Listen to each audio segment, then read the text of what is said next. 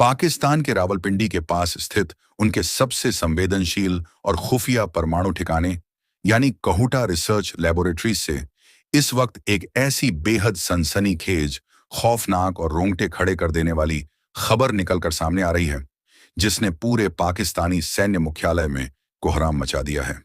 साल 2026 के जून महीने की इस रात में अचानक पाकिस्तान के इस सबसे बड़े एटमी प्लांट के भीतर एक ऐसा रहस्यमयी और भीषण महाधमाका हुआ, जिसने पूरी पाकिस्तानी सेना और उनकी परमाणु सुरक्षा व्यवस्था को तार तार करके रख दिया। यह कोई सामान्य तकनीकी खराबी नहीं थी, बल्कि एक ऐसा जोरदार धमाका था जिसने पूरी दुनिया के रक्षा विशेषज्ञों को सकते में डाल दिया है।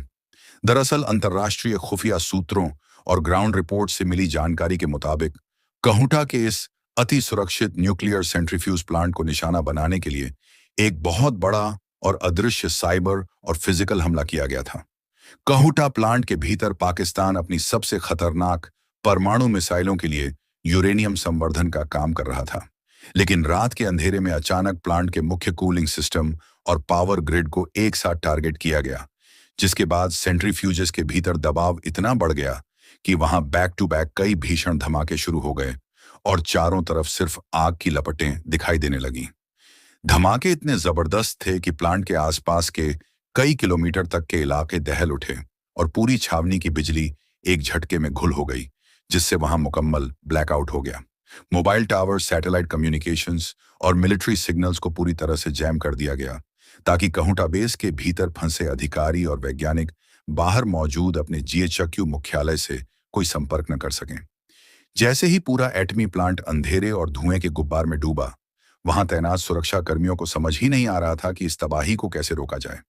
स्थिति इतनी बेकाबू हो गई कि रावलपिंडी से पाकिस्तानी सेना के विशेष केमिकल और न्यूक्लियर कमांडो दस्ते को तुरंत गाड़ियों और हेलीकॉप्टरों के जरिए मौके पर रवाना करना पड़ा। लेकिन रेडिएशन फैलने के डर और भारी धुएं के कारण कोई भी टीम प्लांट के कोर एरिया के भीतर घुसने की हिम्मत नहीं कर पा रही थी। करीब 2 घंटे तक कहुटा प्लांट के भीतर लगातार अलार्म बजते रहे और वहां तैनात सेना की पूरी ब्रिगेड में भयंकर भगदड़ मच गई। चारों तरफ सिर्फ और सिर्फ चीख पुकार और तबाही का मंजर दिखाई दे रहा था। अपनी जान बचाने के लिए वहां मौजूद टॉप चीनी एक्सपर्ट्स, पाकिस्तानी वैज्ञानिक और उनके जूनियर अधिकारी अपने खुफिया दस्तावेज, एटमी ब्लूप्रिंट्स और अपना सारा बोरिया बिस्तर छोड़कर सुरक्षित बंकरों की तरफ पागलों की तरह भागने लगे। जो पाकिस्तानी सेना कल तक पूरी दुनिया को अपने परमाणु बम की गीदड़ भकियां दे रही थी, उसके बड़े बड़े जनरल्स आज अपने सबसे सुरक्षित हेडक्वार्टर के भीतर ही अपनी जान की भीख मांगते नजर आ रहे थे। सूत्रों के मुताबिक इस भीषण हादसे और हमले में पाकिस्तान की कई रणनीतिक परमाणु मिसाइलें और संवर्धन इकाइयां पूरी तरह से निष्क्रिय हो चुकी हैं। इस पूरे सनसनीखेज परमाणु संकट पर रक्षा मामलों के बड़े वैश्विक विशेषज्ञों का कहना है कि यह पाकिस्तान के इतिहास का अब तक का सबसे बड़ा और घातक प्रहार है, जिसने उनके एटमी ब्लैकमेलिंग के घमंड को हमेशा हमेशा के लिए चूर कर दिया है।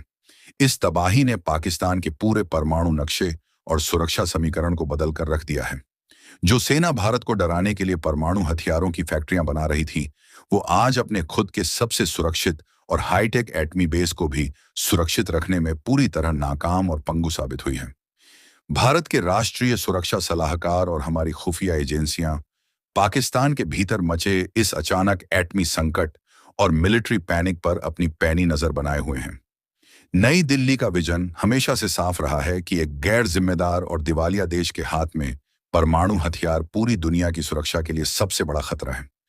भारत के इसी कड़े और फौलादी रुख के कारण आज अंतर्राष्ट्रीय मंचों पर भी पाकिस्तान के परमाणु हथियारों की सुरक्षा को लेकर बड़े सवाल खड़े होने लगे हैं और उसकी सेना पूरी तरह अलग थलग पड़ चुकी है।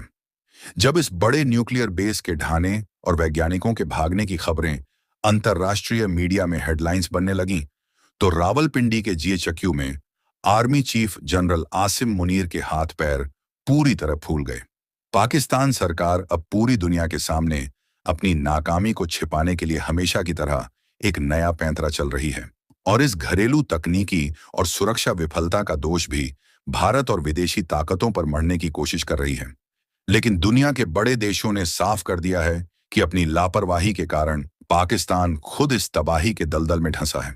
तो दोस्तों, पाकिस्तान के सबसे बड़े कोहूटा न्यूक्लियर प्लांट पर हुए इस ऐतिहासिक धमाके, पाकिस्तानी सेना और वैज्ञानिकों के बीच मचे इस भयंकर खौफ, उनके बोरिया बिस्तर समेटकर भागने और पाकिस्तान का एटमी बेस निष्क्रिय होने की इस पूरी रणनीतिक तबाही पर आपकी क्या राय है?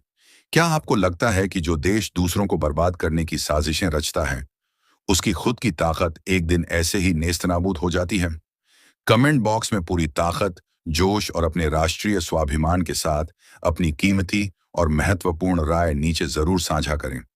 इसके साथ ही विपरीत परिस्थितियों में भी चौबीसों घंटे देश की सीमाओं और संप्रभुता की रक्षा करने वाले हमारे जांबाज सैनिकों और देश की सुरक्षा एजेंसियों के सम्मान में कमेंट सेक्शन में पूरे गर्व से जय हिंद, वंदे मातरम लिखना बिल्कुल मत भूलिएगा। अगर आपको हमारी यह विस्तृत, खोजी और अंतर्राष्ट्रीय भू राजनीति पर आधारित विशेष डिफेंस रिपोर्ट पसंद आई हो, तो इस वीडियो को एक छोटा सा लाइक करके शेयर जरूर करें। देश की सुरक्षा से जुड़ी हर बड़ी खबर सबसे पहले पाने के लिए चैनल को अभी सब्सक्राइब कर लें। धन्यवाद। जय हिंद।